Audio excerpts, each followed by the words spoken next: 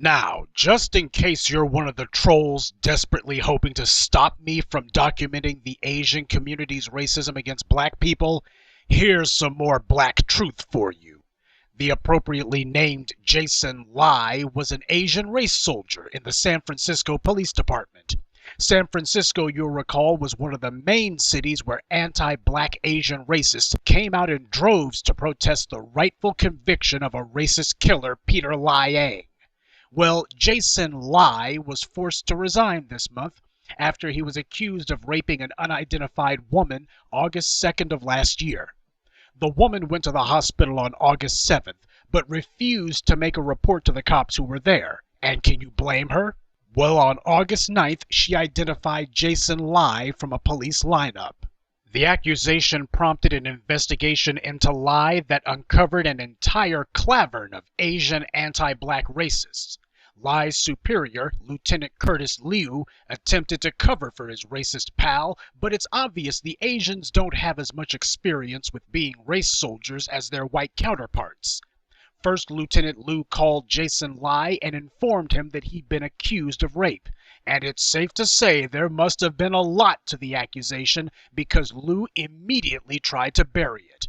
After being caught interfering with the investigation, Liu then lied and claimed that he'd actually called Jason as a joke.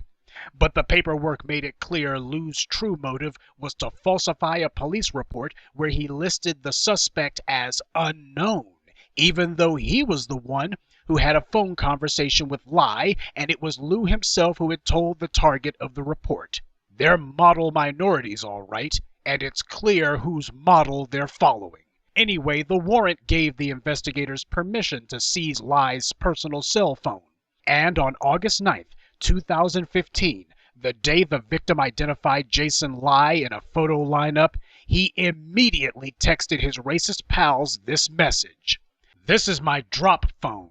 Don't contact me or answer any calls, texts from my normal cell until further. Jason Lai." Well, that's an innocent man if I ever saw one. No evidence of collusion at all. Yep, just one rotten apple in an otherwise honorable police department.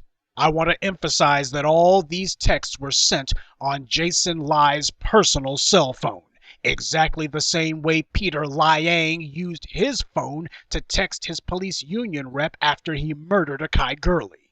Still want to claim this is all just a bunch of coincidences? When you read the text messages, it becomes clear Lai wasn't alone at all. Other Asian race soldiers, like Ronald Chang, are identified, but other participants are conveniently redacted. So, all we're getting is a small peek into the Asian community's communication with one another regarding black people, but even so, it confirms everything we've said and puts the lie to the Asians' pathetic talk about how they're not targeting us. They put their heads together, coordinate their next attack, and even the next victim. They plan out their hate crimes and then carry them out. Lai and his other Asian race soldiers in the SFPD toss around the usual slurs, and a few of their own, such as hot guai, a Chinese racial slur against black people. The mayor of San Francisco, another Asian, is doing the usual song and dance about how he deplores their behavior. But not once does he identify that it's Asians doing it. The police chief, putting on his own pathetic act, as if he's so indignant, talks about the need for more sensitivity training. Both of them are doing their part to cover for the racists who are right in front of them. All of this play acting they're doing is a show for the benefit of the public. They've already put their eggheads together to figure out how they're going to keep this latest damning revelation from changing the status quo. You'll recall that last year there was a texting scandal in the San Francisco PD as well. Several of those officers were allegedly forced out, but just like the Peter Liang case, a corrupt judge invoked a so-called officer's Bill of Rights and said the state only had 1 year to take action on misconduct allegations. Some of the cops who were put out are now demanding their old jobs back, by the way. Now, of course, the judge's ruling is all horse crap because cops are city employees and the city is well within its rights to fire a cop for any behavior deemed as unbecoming a peace officer. But this isn't about law. It's about white supremacy protecting its foot soldiers. The race soldiers figured out long ago that when they've gone too far, they have to put on a show trial to placate the public. As soon as the court gives a guilty verdict, the public goes back to watching TV as if nothing had happened. No one hangs around to see if the judge is going to try to pull a fast one at sentencing. No one watches to see if a corrupt appeals court breaks the law and sets a criminal loose.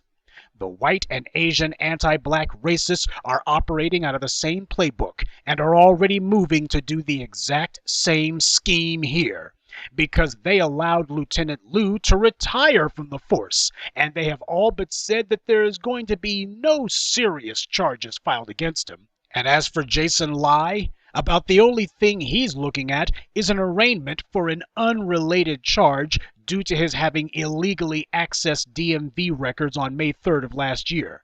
And just like with Peter Liang, we're being told that even though these text messages sent when Lai thought no one would know don't tell us who and what he truly is. Sounds kinda like accident, not a crime, now doesn't it?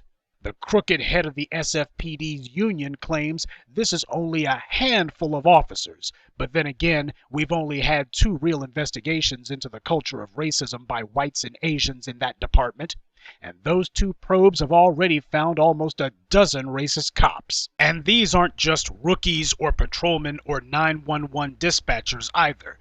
These are veteran officers, lieutenants, commanders, racists who have been in the department and violating citizens' rights for decades, imprisoning them on trumped-up charges for decades, and murdering innocent people with impunity for decades. These are the scum who have shaped and run the San Francisco Police Department. When you've got this many rotten apples, it's time to admit that there's something wrong with the whole damned orchard. If the Asian trolls who come to my channel want more evidence of their inherent racism, they'll get it all right. Not because I think it will change their twisted minds, but rather because I think of it as twisting the knife. I will continue to compile these atrocities and expose them, and you will continue to be identified for the cheap, vile racist that you are. In a side note, one of the cops in this latest scandal is a Keith Yiberetta. He was identified as the one who made the majority of the racist remarks against black people, and his attorney's defense of him is strangely telling. According to Yiberetta's attorney, he felt that he had the credentials to joke because he's married to an African-American woman and even had children by her. Reminds me of how Mayor de Blasio of New York felt that it was okay to joke about colored people's time because he's married to a black woman, who didn't utter a peep of dissent afterwards, by the way, and, not surprisingly, they have a biracial child together too, don't you know? As usual, whenever a white man is attacking black people, there's almost always a black woman totally willing to act as his cheerleading squad. When will black women stop being so desperate for a white man that they'll tolerate any level of abuse towards the black community or themselves? Apparently, never. Take notes, black women. This is why black men don't consider you to be any sort of real partners in the fight against white supremacy. Because out of any interracial coupling, black women are the most likely to be willingly involved in a relationship with a white supremacist and to stay in it no matter how offensive or vile that white supremacist behavior is. It even seems the worse their behavior, the more defiantly black women will stand with them. I'm no booster of interracial marriages, but at least the white women who marry black men don't exhibit this kind of blatant bigotry. The white men who marry black women almost always do. But I digress. Now, since we have multiple Asian cops being accused of crimes and misdemeanors against black people, I'm wondering, where are the Asian politicians? Where are their white supporters calling for justice, not retribution?